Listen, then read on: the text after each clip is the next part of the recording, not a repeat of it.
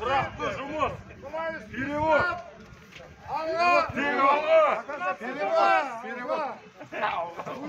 Гай келе жатыр, Гай. Жол берің, жол.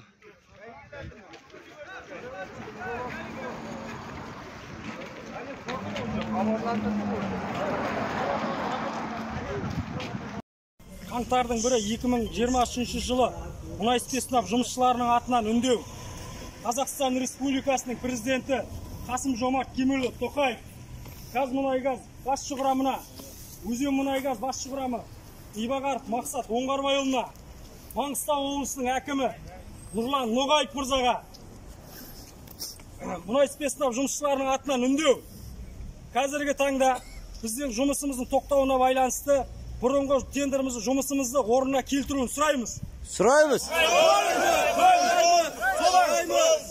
Содан кейін Өзенмұнайгазға қарасты мекемелерге, гараждарға мұнай спецназ жұмысшыларының атынан жолдама беруін сұраймыз. Сұраймыз.